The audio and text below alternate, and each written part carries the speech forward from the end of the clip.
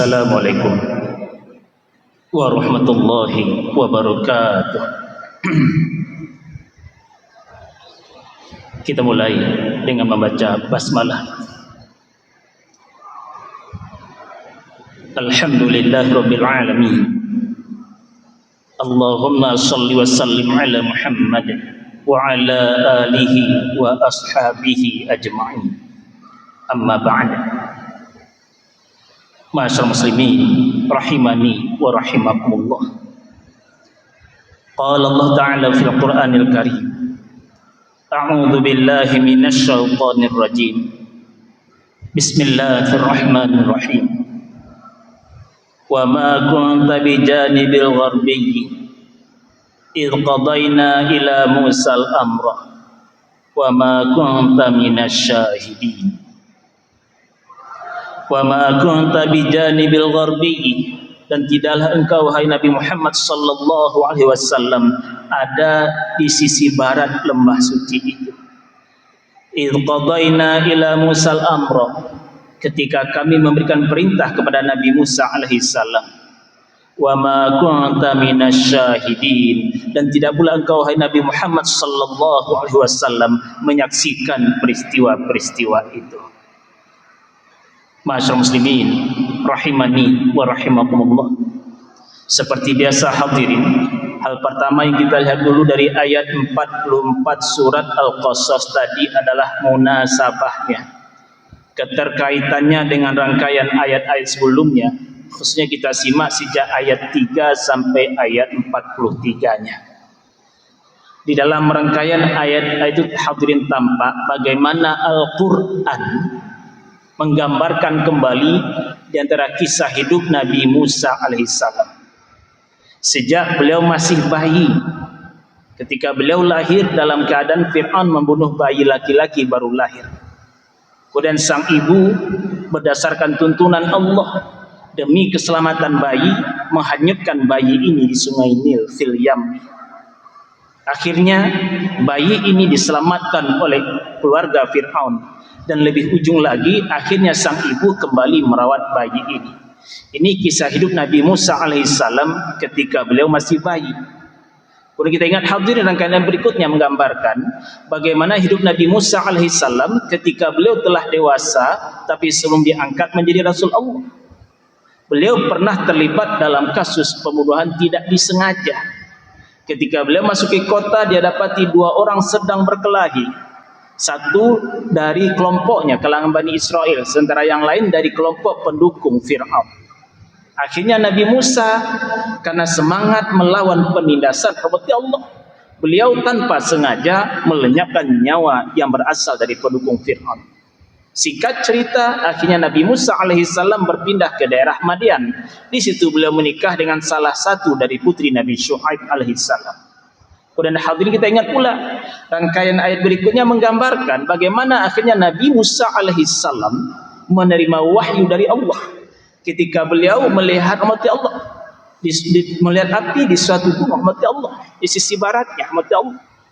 Yang intinya adalah di situ beliau menerima wahyu dari Allah menjadi Rasul Allah. Dan Nabi Musa alaihissalam tampak pula kita ayat berikutnya menggambarkan beliau dibekali oleh Allah mukjizat. Di antaranya tongkat beliau berubah menjadi ular besar, tapi gerakannya gesit seperti ular kecil. Tidak hanya itu mukjizat beliau, di antara mukjizat Nabi Musa AS yang lain adalah tangan beliau bila dimasukkan ke dalam leher baju keluar putih bercahaya bukan karena penyakit. Rangkaian ayat berikutnya juga menggambarkan hadirin bagaimana akhirnya Nabi Musa AS bersama saudara beliau Nabi Harun AS menyampaikan kebenaran pada Fir'aun dan antek-antek rezimnya. Fir'aun dan antek-antek rezimnya mengingkari ajaran Nabi Musa alaihissalam.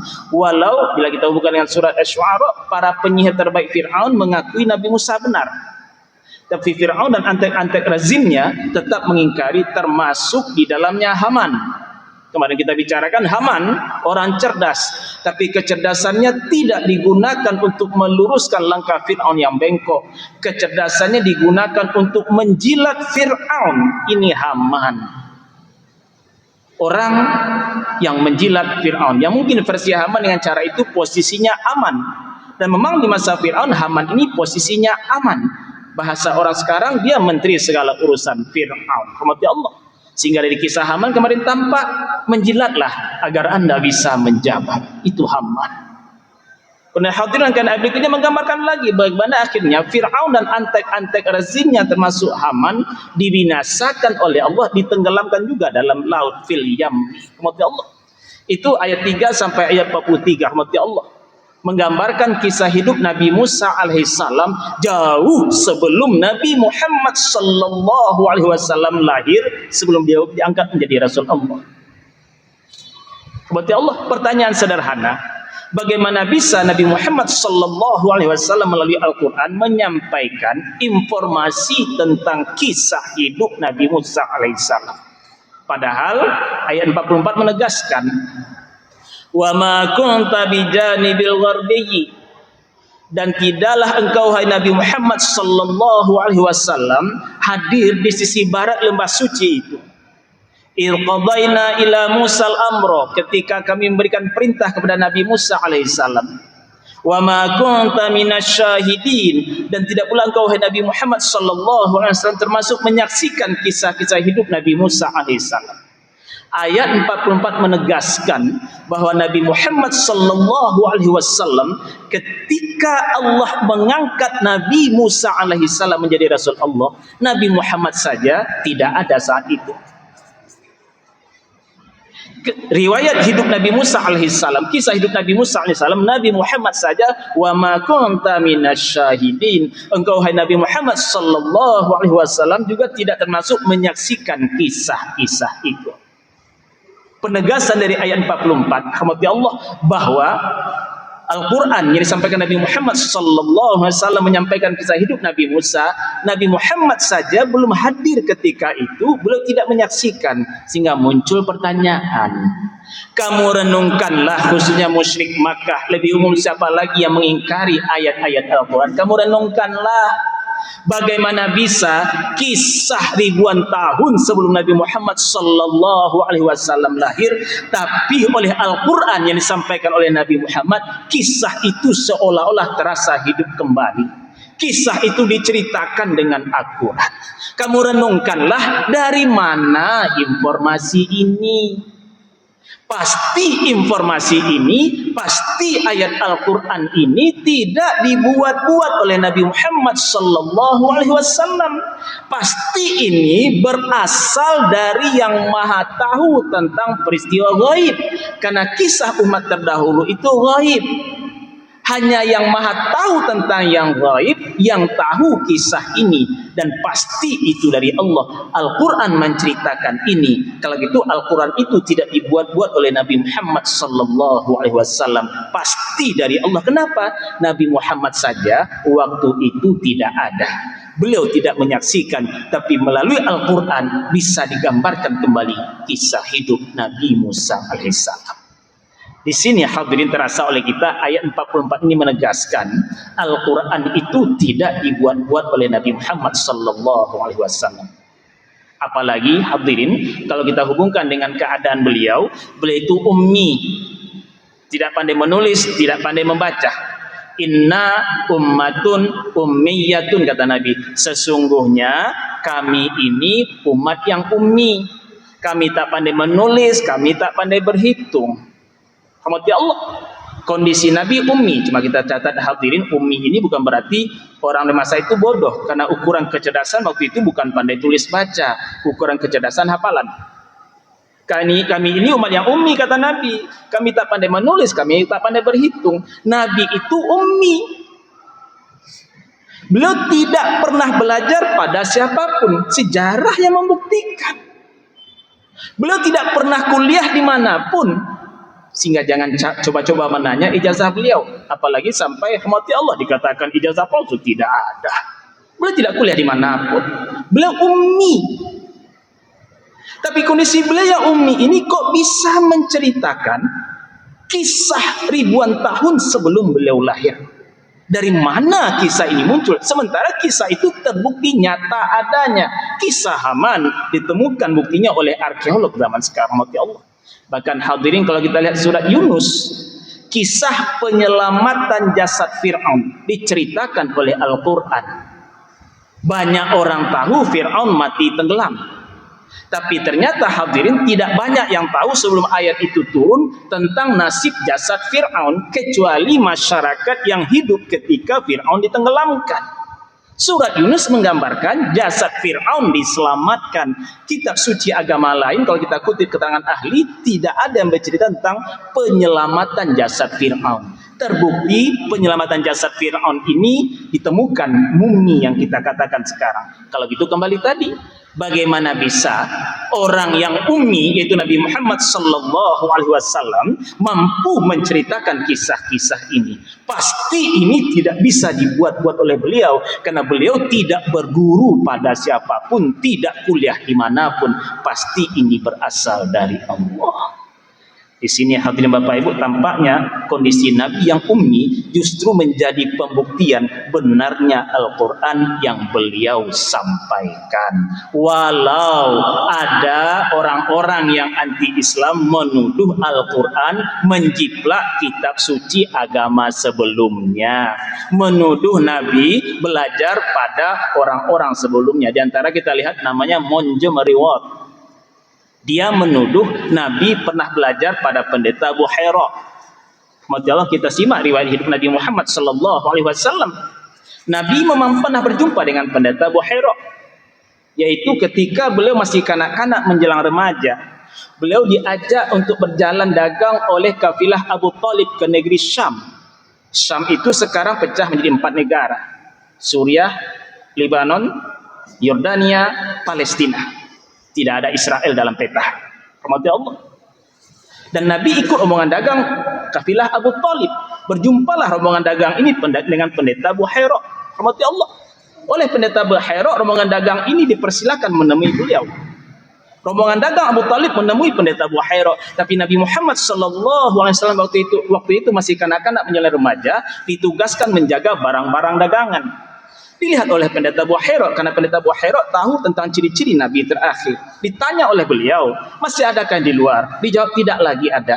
Ditanya lagi, adakah? Tidak lagi ada. Ditanya lagi, masihkah ada? Baru mereka menjawab, ada. Budak kami, anak kami yang masih kecil kami suruh menjaga barang dagangan kami. Suruh dia masuk. Ketika beliau masuk, barulah tahu pendeta Buhaira ciri-ciri Nabi terakhir ada pada beliau. Rahmati Allah. Apalagi banyak, rahmati Allah, ciri-ciri diantaranya ada pohon yang menaungi beliau. Pohon yang dikenal dengan nama Syajaratus Sahabi, ada di Yordania sekarang. Rahmati Allah. Montgomery diantaranya menuduh Nabi Muhammad sallallahu alaihi wasallam berguru pada pendeta Buhaira. Ini langsung terbantahkan. Kenapa? Pertemuan ini singkat, dan saat itu masih kanak-kanak menjelang remaja. Bagaimana bisa pertemuan singkat ini lalu dituduh beliau menjiplak berdasarkan ajaran pendeta Buhaira? Jelas ini tuduhan-tuduhan mengada-ngada. Kembali hadirin mati Allah. Kalau itu kondisi Nabi Muhammad sallallahu alaihi wasallam yang ummi tadi, tapi ayat Al-Quran mampu menceritakan kisah Nabi Musa alaihissalam sejak masa bayi sampai Fir'aun dibinasakan, di antara ayat 3-43 menunjukkan Al-Quran itu tidak dibuat oleh Nabi Muhammad sallallahu alaihi wasallam, sekaligus menegaskan Nabi itu benar. Maka wajar saja dalam pandangan Muslim Nabi Muhammad sallallahu alaihi wasallam itu adalah kebenaran. Rahmati Allah. Apapun yang dari Nabi itu yang disebut dengan sunnah.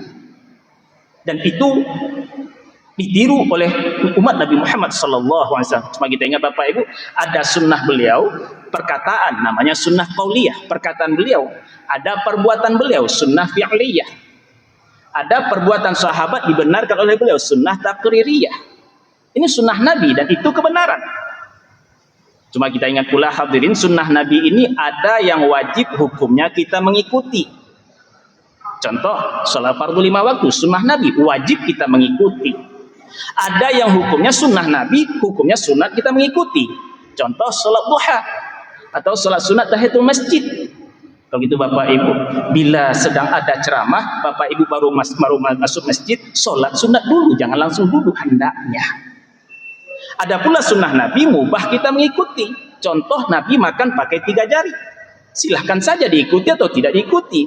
Kita ingat Nabi makan pakai 3 jari, yang dimakan beliau kurma. Mubah hukumnya. Mau makan pakai 3 jari silahkan, tidak juga silahkan. Mau makan bakso pakai 3 jari kalau bisa silahkan saja. Karena mubah hukumnya. Rahmati Allah. Sunnah Nabi. Tapi apapun dari Nabi adalah kebenaran. Ambil contoh, Nabi tidur mengajarkan pada kita menghadap kiblat, miring ke kanan. Moga Allah, kita baca doa miring ke kanan menghadap kiblat. Ternyata kalau kita baca komentar ahli-ahli situ, ada rahasia besar. Moga Allah. Umumnya bukankah organ-organ tubuh kita di dalam ada sebelah kiri? Kalau miring ke kiri, bukankah terhimpit ini? Mungkin ini di antara penyebab mengapa ada kita bangun pagi segar, ada pula kita bangun pagi tidak segar. Cara tidur. Mati Allah. Sunnah Nabi benar. Nabi mencontohkan dengan perkataan, maqalul ghani zulmun. Penundaan pembayaran hutang oleh yang telah mampu membayar zolim. Zolim kata Nabi. Sunnah Nabi. Dia berhutang. Batas waktu sampai. Dia mampu membayar, ditunda juga. Zolim kata Nabi. Terbukti kebenarannya. Karena bila menzolimi orang, berarti menzolimi diri sendiri. Dia zolimi orang berpiutang, sama dia menzolimi diri sendiri. Kenapa? Membuat orang tidak lagi percaya pada dirinya. Ditanya besok lah, sebulan lagi lah, dikirim pesan melalui WA, tidak dibalas-balas. Orang tidak percaya lagi pada dia. Zolim. Terbukti benar. Ambil contoh terakhir. Nabi mengatakan, man la yarham la yurham. Yang tidak menyayangi, dia tidak disayangi. Sunnah Nabi. Benar dia. Pedagang yang tidak menyayangi pembeli, pembeli tidak sayang pada pedagang. Pedagang mencurangi timbangan, pembeli tak akan mau lagi membeli di situ. Man la yarham la yurham. Pemimpin yang tidak sayang rakyat, jangan harap rakyat akan menyayangi pemimpinnya. Sunnah Nabi ini. Sehingga bila pemimpin ingin disayangi rakyat, jangan buat aturan yang menambah susah beban hidup rakyat. Rakyat cuma merasakan pajak naik, gaji pejabat naik juga. Timpang itu. Rakyat menginginkan negara menghadirkan hak mereka. Bila negara tak bisa menghadirkan hak mereka, jangan salahkan rakyat mengambil hak mereka sendiri. Walau mereka harus menempuh segala cara. Ini sunnah Nabi. Sedih hati kita Bapak Ibu melihat rakyat yang merasa haknya tidak dihadirkan, bahkan dijajah dengan pajak-pajak tinggi di negeri antah berantah, harus berbenturan dengan bapak-bapak aparat di lapangan. Para bapak aparat itu hak mereka juga dibela oleh rakyat, dan bapak aparat itu juga punya keluarga, punya anak istri. Sedih kita lihat benturan seperti ini. Orang joget-joget di istana negeri antah berantah, di dewan-dewan negeri antah berantah, rakyat dengan aparat berbenturan, padahal ini sama-sama terkena imbasnya. Pemimpin bila ingin disayangi rakyat, sayangi pula cara rakyat. Hadirkan hak rakyat. Man la yarham la yurham. Benar kata Nabi jadinya. Di sini hadirin, ternyata Nabi Muhammad SAW adalah kebenaran. Bagaimana selanjutnya? Semoga Allah izinkan kita melanjutkan pembicaraannya. Astaghfirullahalazim. Wassalamualaikum warahmatullahi wabarakatuh.